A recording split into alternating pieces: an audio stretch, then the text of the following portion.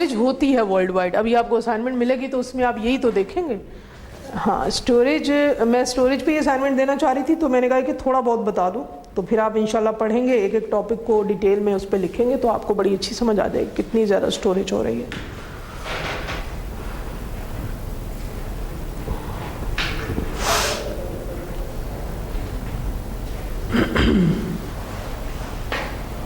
पिछली क्लास में आप पंप्ड हाइड्रोलाइसिस इसके नाम से ज़्यादा है कि आप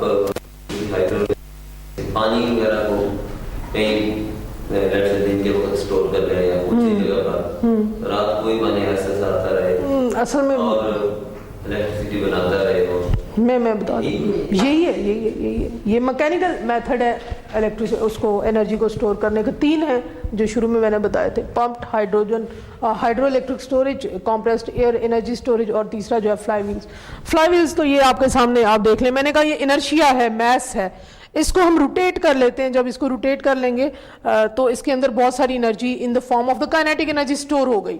अब जब वंस काइनेटिक एनर्जी स्टोर हो गई, अब आपको जिधर चाहिए आप इसको यूज़ कर सकते हैं। तो ये इसका यही तरीका है। इसमें जो लॉसेज हैं, फ्लाईव्हील्स मुझे ज़्यादा पसंद है इसलिए इनकी ज़्यादा बात करती हूँ। जब इसमें जो लॉसेज हैं वो हैं बेरिंग्स के लॉसेज, फ्रिक्शन के लॉसेज, ठीक है।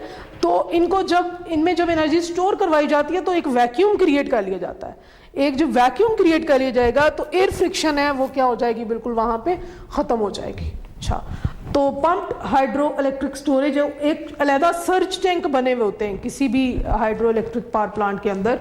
उस सर्ज टैंक तो ऐसे हैं जैसे वाटर टैंक्स होते हैं अक्सर शहरों में, अक्सर जगहों पे आपने देखा होगा ऊंचे ऊंचे बनाए हुए होते हैं जी, ये वाटर टैंक लगा हुआ है।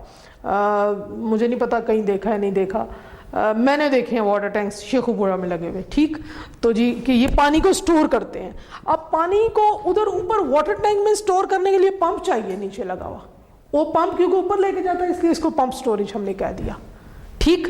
अब जब पानी कम हो जाएगा, इतना छोटा भी नहीं होता बिल्कुल, ये मैंने एग्जांपल आपको बिल्कुल गली मोहल्ले की दे दी, इतना छोटा भी ये पंप स्टोरेज नहीं होता। ये एक रेजरवायर है अलहदा से, ये रेजरवायर है जबकि पीक आ जाए और आपके पास पानी की अमाउंट सफिशिएंट ना हो। एक्चुअली हाइड्रो के साथ इसका इतना ज़्यादा मतलब वहाँ पे शायद ये इतना सूटेबल ना भी हो, ज़्यादा सूटेबल किसी और अगर कोई और तरीके से जनरेशन हो रही है, जैसे सोलर से हो रही है, हमने कोई डीजी लगाया हुआ है। व्हेन एवर आई से DG that means a distributed generator. तो अगर कोई डिस्ट्रीब्यूटेड जनरेटर लगाया हुआ है, डिस्ट्रीब्यूटेड जनरेटर का मतलब है कि विंड लगाया हुआ है, सोलर लगाया हुआ है। अब उस टाइम एक बेस लोड तो है, उसी टाइम पे कोई पीक लोड थोड़ा सा आ गया। अब पीक लोड के लिए मेरे पास ना कोई स्टोरेज, मतलब स्टोरेज तो नहीं मैंने कोई बनाई हुई वहाँ पे, तो वहाँ पे अगर ये पंप्ड स्टोरेज हो गई, बहुत सारी ऐसी एग्जांपल्स हैं कि जिसमें ये विंड के साथ पंप्ड स्टोरेज लगाया गया है और उसी विंड एनर्जी को यूज़ करते हुए पंप को भी जो है वो चलाया गया और उसी से जो है वो पानी को वहाँ पे किसी लेक के पास जैसे पानी को स्टोर भी कर लिया गया। तो जब कोई पीक आएगा तो उसी पानी की मदद से जो है आगे टरबाइन को चला के जनरेटर से बिजली प्रोड्यूस कर ली जाएगी। तो क्योंकि ये हमने कुछ नहीं है, वही जो है वो mgh को हमने हाफ mv² में ही कन्वर्ट किया है, लेकिन क्योंकि हमने थोड़ी देर के लिए उस पानी को स्टोर रखा है पर्पसफुली, दैट्स व्हाई हमने कहा है कि जी ये पंप्ड स्टोरेज। ठीक हो गई बात। इसको 1 बाय 1 देख लेते हैं, खुद भी आप देख सकते हैं, लेकिन चले शेखुपुरा का नाम नहीं मैं ले सकती मेरे खाला रहते हैं वहाँ। अच्छा, नहीं मेरे खाला रहते हैं और वो हम बिल्कुल जो है क्या नाम है स्टेशन जाते थे और फैसलाबाद से स्टेशन जाओ शेखुपुरा और बस हमें पता है कि जी ये स्टेशन उतरो वो खाला का घर है, तो बीच में ये लगा हुआ होता था। एक मेरी एक ही खाला उधर रहते हैं सिर्फ, उनकी बेचारी का कसूर कोई नहीं, उनकी शादी उधर हो गई। अच्छा, pumped hydro electric storage it used for the load balancing of the energy, आपको मैंने बता दिया। और वो अपर रिजर्वायर देखें आपके सामने लगा हुआ है। एक्चुअली लोअर रिजर्वायर भी होता है और जैसे आप समझे ये डैम है लोअर रिजर्वायर, यही हमने पंप लगा के हमने पानी को एक अपर रिजर्वायर में भी थोड़ा सा जमा कर लिया हुआ है। अगर इस लोअर रिजर्वायर में कम हो जाता है तो ये अपर रिजर्वायर से यहाँ लोअर रिजर्वायर में आ जाएगा। ये छोटी जिधर हमने छोटे रिजर्वायर्स बनाए होंगे ये वहीं पे ये इफेक्टिव है, मैं बार बार कह रही हूँ, बिल्कुल डैम के साथ ये इफेक्टिव नहीं है, ठीक। water is pumped up in the elevation during the time of the low demand and water flows back down during the time of the high demand and turbines जो है इससे ये ऐसे भी हो सकता है कि ये ओशन एनर्जी की भी एक टाइप हो सकती है, आगे जाके पढ़ेंगे उसमें भी इस तरह जब हाई टाइड और लो टाइड आती हैं जो मून की अट्रैक्शन की वजह से होती हैं, आपको शायद पता हो, उसको हम टाइडल एनर्जी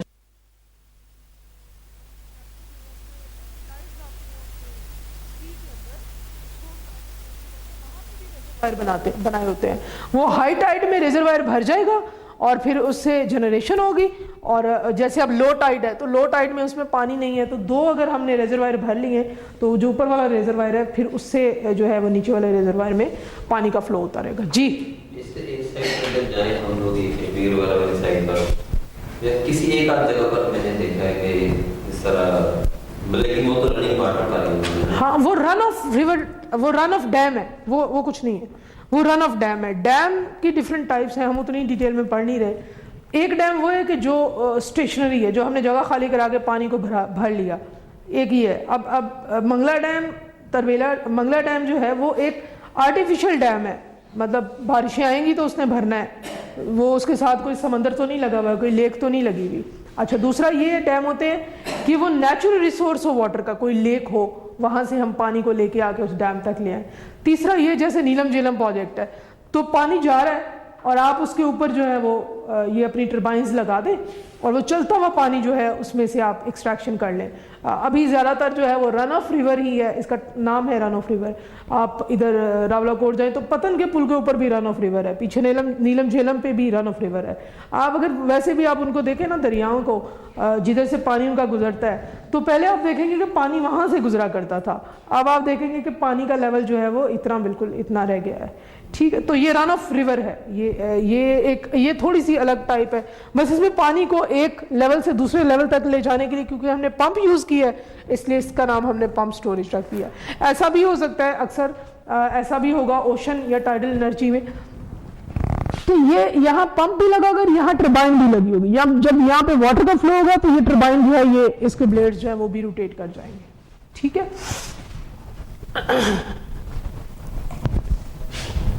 अच्छा जी, ठीक है, ये देख लें आप, इसमें ऐसा कुछ नहीं है।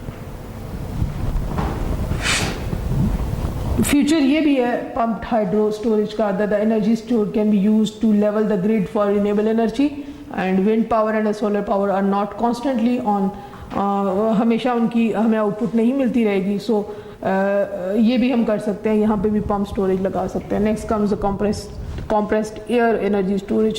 Large tank is buried underground during times of the low demand electricity. The air उसमें जो है हम compress कर लेते हैं। During time of the peak demand, compressed air is heated and released, और जो हमें specific temperature चाहिए। Obviously compressed air जो सिस्टम है, स्टोरेज सिस्टम है, ये किस में यूज़ हो सकता है? स्टीम पावर प्लांट्स के लिए ही यूज़ हो सकता है जिसमें हमें टेम्परेचर की रिक्वायरमेंट है। तो मतलब यही है कि उस वक्त अगर कोयला नहीं है, कोई और चीज़ नहीं है, वो डिज़ायर्ड टेम्परेचर गेन करने के लिए, तो हम जो कॉम्प्रेस्ड एयर है उसी को भी यूज़ कर सकते हैं। तो ये भी काम भी हो रहा है और ये मतलब काफ़ी देर के लगे भी हुए हैं। मैं जो असाइनमेंट दूंगी आपने बस उसमें डेटा ही ज़्यादा कलेक्ट करना होगा कि जी उधर इतने वॉट्स का है या इतने वॉट्स मेगा वॉट्स का है और टोटल जनरेशन इंस्टॉलेशन कितनी है। जी नहीं, मैं भेजूंगी नहीं, बस आपने इंटरनेट से देखना होगा। ठीक है, आसान ही होगा, बस 8-10 पेज आपने करने होंगे और 8-10 पेज का डाटा कलेक्शन और उसका एनालिसिस होगा। जब हम जाते हैं